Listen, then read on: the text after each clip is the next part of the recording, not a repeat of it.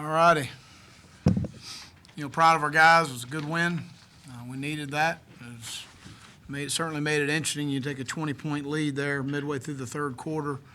Obviously we haven't been in that position before, so maybe we obviously didn't handle it very well, but just got to continue to clean some things up. Thought the offense was a really nice job finishing the game with the ending drive. Some really critical plays made on that drive that were good. We were much better on third down, so that was a positive. Defensively, gained 4 turnovers, and you get a fourth down stop. You'd like to feel pretty good about it. But we busted a coverage there, obviously, on the long touchdown, 74-yarder before half. And you can't get in that situation. You got a 20-point lead, and you bust a coverage, obviously. But we just didn't play very well defensively. There's a lot of stuff we've repped and gone over, so I was a little frustrated with our performance defensively. But we'll go back and work again, but it's good to go back and work after a win. And that's the positive thing I could tell you, and I open up for any questions. Gene, we'll get a microphone to you. There's the first one. Gene. Will, is it Jake's show for the rest of the season, or will Brandon continue to maybe challenge him and come in for some of those short yardage situations? No, Brandon will continue to challenge him every day, no different than any other position on our football team. We went in the open week and evaluated all positions and felt like that, we felt like that we needed more production at the position. So then the next question you ask yourself is the alternative better than what you got? We're not going to make change for sake of change. That's not the point. There are some situations on our team right now, quite frankly, I'd like to change. We don't have an option. That's what we got. So that's what we're going to do. But felt like that Jake did some nice things today. Obviously some things he can improve on, and he will. And Brandon will continue to improve, and very proud of Brandon and the job that he has done.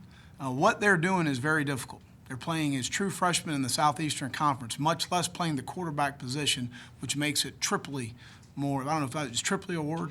I don't know, but it sounded good to me. My undergraduate degree, you know where it's from. So, but I think that what they're doing is very, very difficult, and we're working through it, and we'll continue to work through it. And I thought we did improve regardless of our opponent today. Offensively with some things, and we'll continue to build on that, and Brandon certainly is going to be involved in that. Will, what does it say about the confidence you have in Jake and his poise that in that last drive you let him cut loose right away? Well, we had a discussion before. They had 2 timeouts. Considering the time on the clock, the discussion is milk it or win it, and our discussion was go win the game. So we had the bubble and go. We had been setting up throughout the game. They had been very aggressive on that on the shot down the sideline, and we got a PI on that when they hit Brian. The throw to Debo was the best throw from the standpoint of that's supposed to be an inside seam route. They rotated coverage. He saw it. Debo saw it. Debo sat it down in the slot.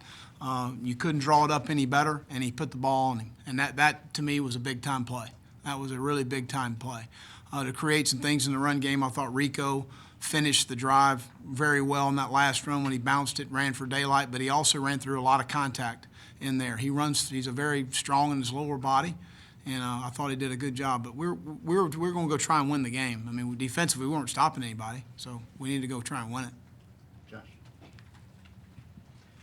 With Jake as your third-string guy, how do you determine that he's ready? What kinds of things is he doing, and what I'm guessing are limited practice reps in the meeting room to show you? That's a good question. On Sundays, the guys that rep a lot in the game, and when I'm talking in terms of rep, 30-plus snaps in the game, we take them through a corrections period, fundamental period. We go through some things that we feel like we need to see because obviously the things you didn't do well, you'll see again.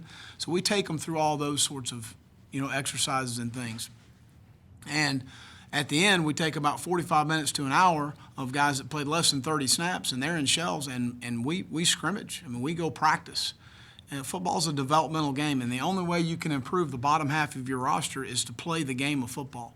You can simulate the drill work and go 2-on-1 and an inside drill and 7-on-7, and that's all great, but you got to put the ball down and play. And since the beginning of the season on Sundays, we've done that with guys that didn't play a whole lot, and Jake obviously has been involved with that. And we thought he did a really nice job. We opened up practice on Tuesday and had a lot of the guys that have been taking a lot of snaps throughout our first 6 games let them go about midway through practice, and we put the ball down and move the ball with a lot of guys that are playing football for us, but they're not necessarily playing 60 snaps in a game. And we put them out there and played with them. And so, we saw a lot of positive things in those opportunities that he had. And then Wednesday and Thursday of the open week, we let all three guys try and get equal reps with the team periods and the 7-on-7s and the 1-on-1s. And, we didn't meet a lot that week. We went out and put the ball down and played. And we thought that there were some positive things involved with that. So, I felt like leaving camp. I've said this before. Perry and Brandon were probably ahead of Jake. You look at reps, and they're both guys that had a very good command of what we do.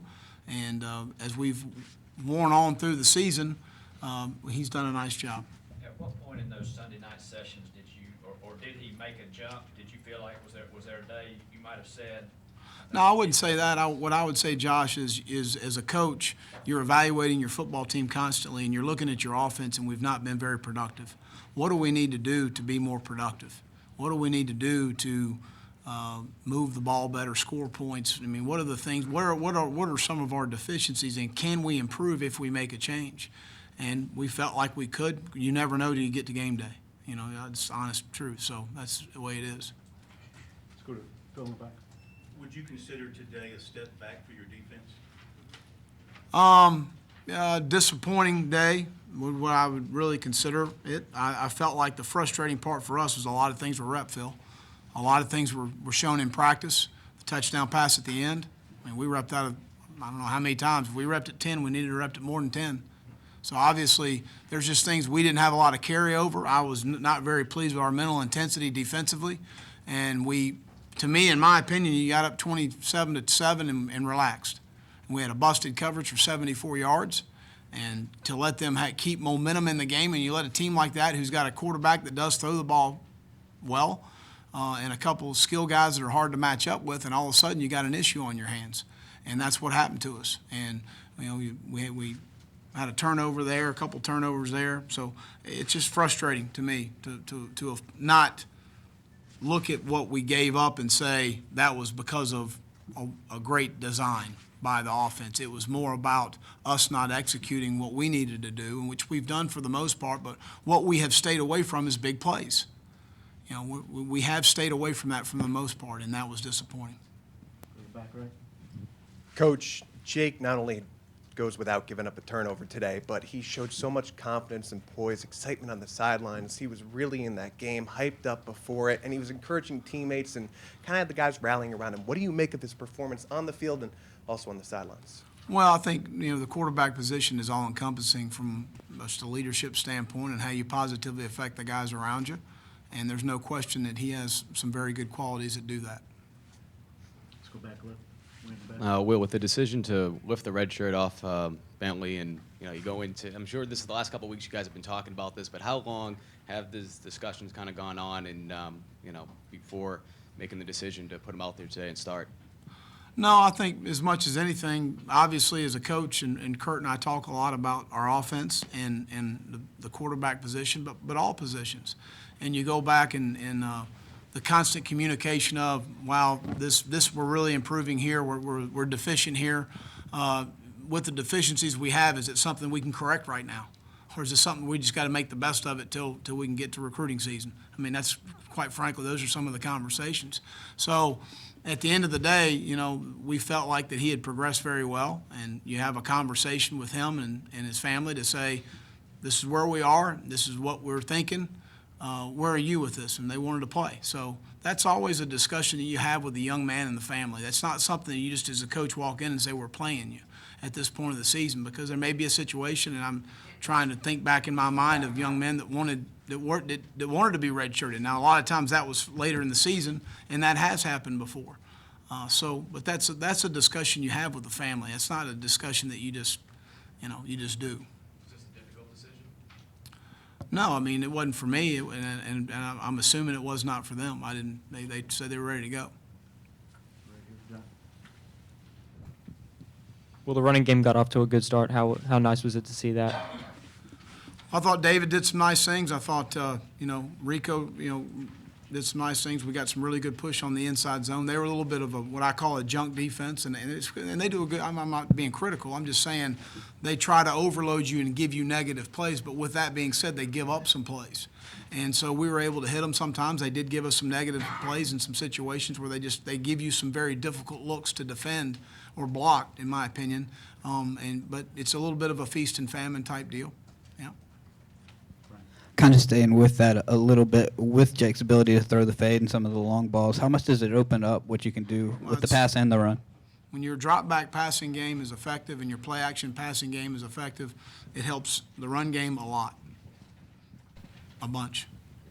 A.J. Turner's spot in the rotation simply a production and practice issue? Yeah, A.J. been banged up a little bit with his knee, and we felt like, we want to give Fenton an opportunity at kick returner. And he played in the second half. I thought we had a series for him in the second quarter, but he didn't get in. But nothing. We just need to, those guys have been practicing good, and we go back to practice and how you prepare and how you practice. Not that he's been practicing poorly, but we felt like those other guys have done a nice job. Go over here to the right. Coach, Jake Bentley showed a lot of poise in the pocket today, probably poise beyond his years. A lot of that could be contributed to being a coach's son, and obviously that could draw some comparisons to Connor Shaw and the job he was able to do here. Do you think down the road Bentley has the potential to have the kind of success that Shaw had at quarterback? Let's just take one day at a time.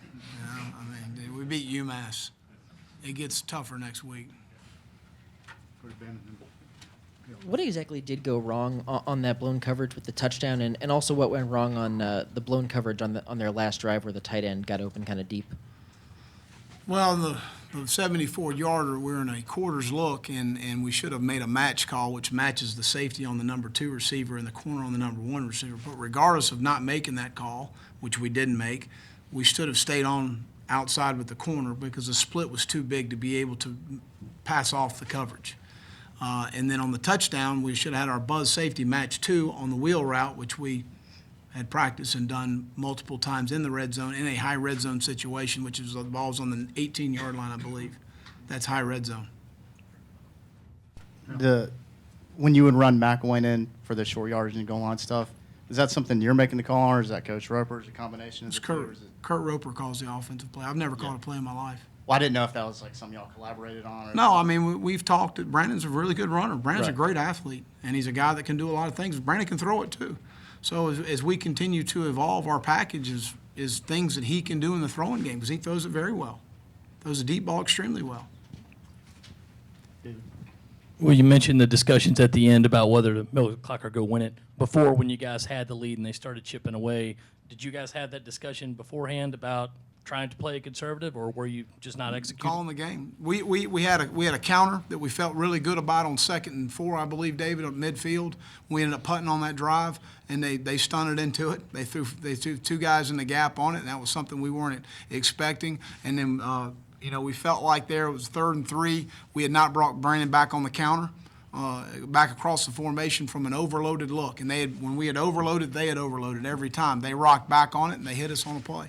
And we felt like if we had gotten that one back block by the pulling guard on the backside, we may have gotten through on that play. We didn't get through, and we felt like it was a big hitter if we get through. So give them credit. Ben. Did Jamarcus or Rashad get hurt at any point, kind of in that second half? Jamarcus hurt his hand. I don't know if it was a finger or a thumb or what it was, but he's fine. And then Rashad had a cramp in his hamstring, but that was it. Yep. Josh. When y'all are discussing the quarterback situation as a staff, specifically this decision, how much is Bobby involved? Bobby's not involved at all. It's just a you and Kurt decision? That's it. Okay, so when you're talking to Bobby about this, it's as father of Jake, and are you guys ready to do that? Bobby's not involved in any of the conversation as far as who's going to be the quarterback at South Carolina.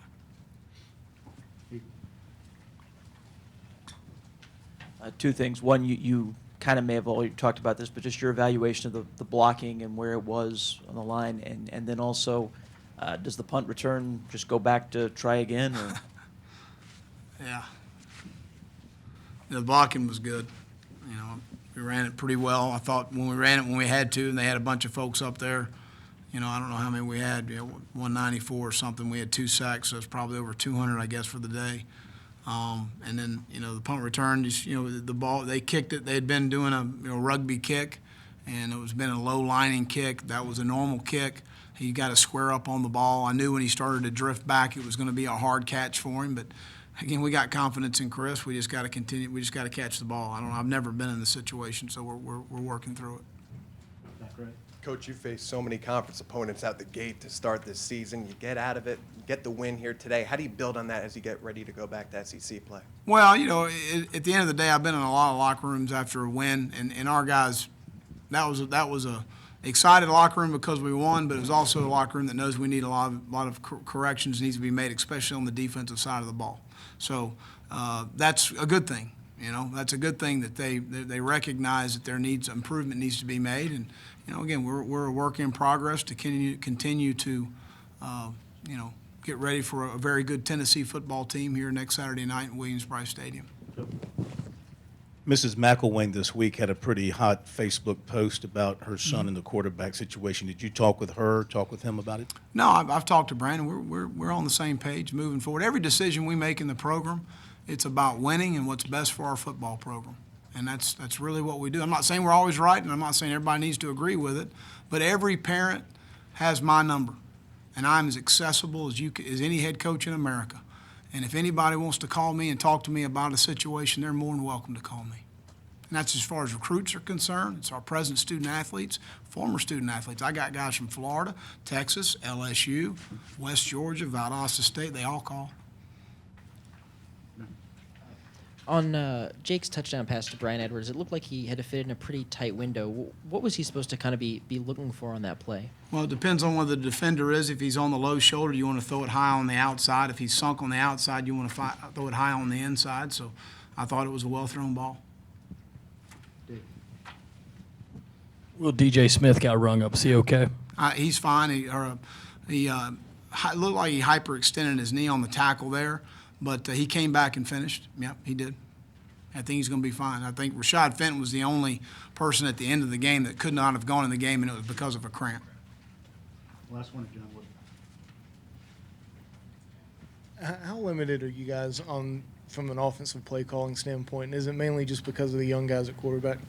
Well, again, you have to evaluate what do they do well, and that's always our evaluation. What do they do well? And so we try to evaluate to say, sometimes we look at our numbers. What are our completion percentages in the drop back game, in the RPO game, in our run game situations? What are we doing best at some of the zone read and some of the things that we do? So we're constantly evaluating those things, and the numbers usually don't lie as far as what we're doing well. So a lot of times it narrows down for us the things that the player feels comfortable with. Obviously, Kurt and the players have conversations to find out what they are most comfortable with. We'll let Coach go. All righty, thank you.